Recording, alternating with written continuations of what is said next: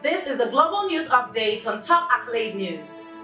The headlines: Europe mounts a secure sport in Ukraine peace talks. Singapore opposition leader fined for lying to parliament. China urges South Korea to avoid politicizing trade. US removes statements on Taiwan independence.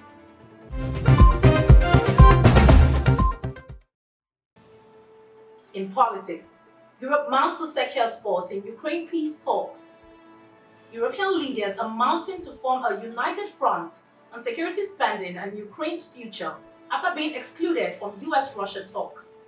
At a summit in Paris, leaders from the UK, France, Germany, and other key nations discussed sending troops to Ukraine after a potential ceasefire, as well as boosting defense spending to appease US demands.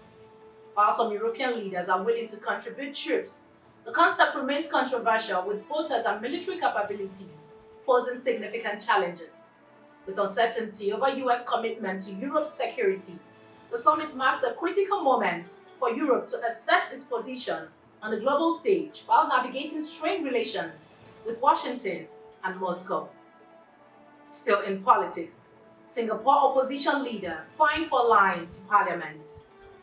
Singapore's opposition leader Pritam Singh has been fined 7,000 Singaporean dollars on 2 counts of lying to parliament following the scandal involving a fellow party member. Singh, Secretary General to the Workers' Party, was found guilty of attempting to cover up a false statement made by MP Risha Khan about a fabricated police incident. Although Singh narrowly avoided disqualification from the upcoming elections, as his fine did not surpass the constitutional threshold, he expressed determination to continue his political battle. With elections looming, the opposition seeks to challenge the ruling People's Action Party's dominance in the city-states. Shifting focus to economy, China urges South Korea to avoid politicizing trade. China has urged South Korea to avoid politicizing trade issues after Seoul suspended the new downloads of the Chinese AI app DeepSeek due to concerns over its data collection practices. South Korea's Personal Information Protection Commission announced a suspension on Saturday, citing the need for improvements to comply with local privacy laws. DeepSeek, which had gained significant attention from competing with the OpenAI ChatGPT, acknowledged shortcomings in its data management practices and pledged to cooperate.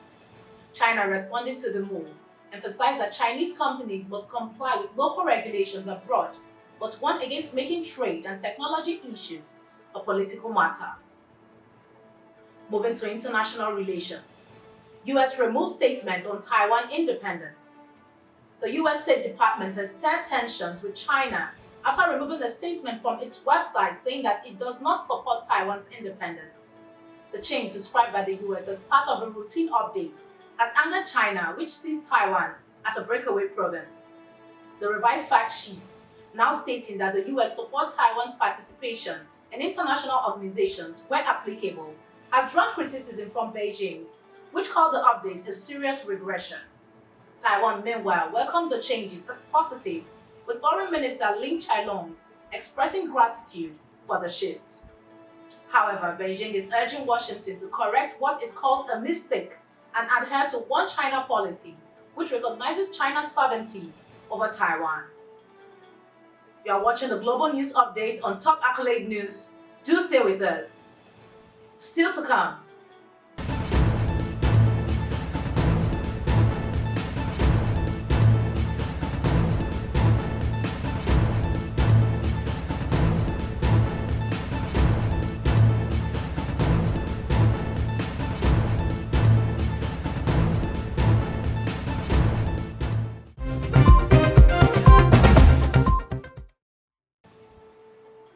Thanks for staying with us. In disaster, 9 dead as severe flooding hits southeastern US.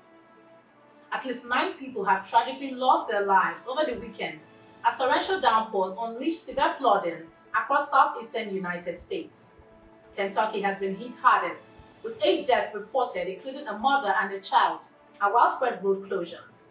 Georgia saw its 9th fatality after a man was struck by a fallen tree. The flood has stranded hundreds, with many trapped in their vehicles as river levels quickly rose. Emergency management teams are working tirelessly as authorities warn that more flooding is still expected.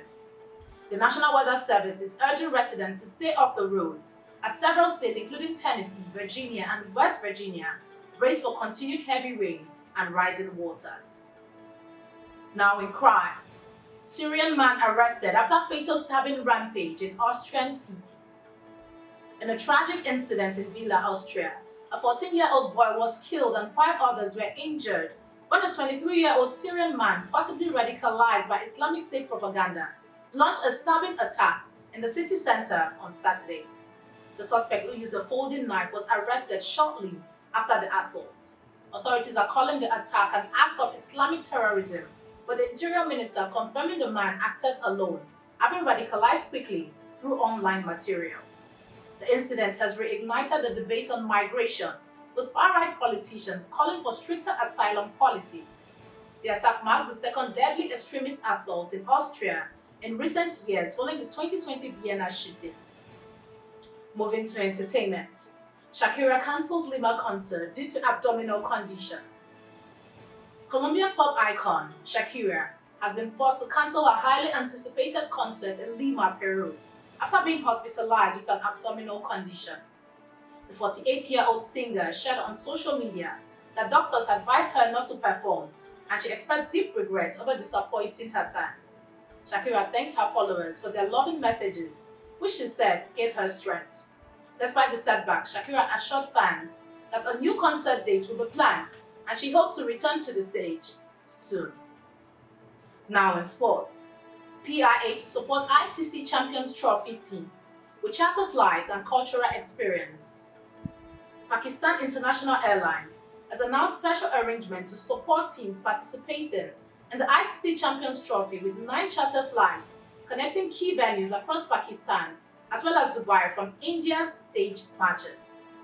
PIA will also provide a unique cultural experience for visiting teams during their stay.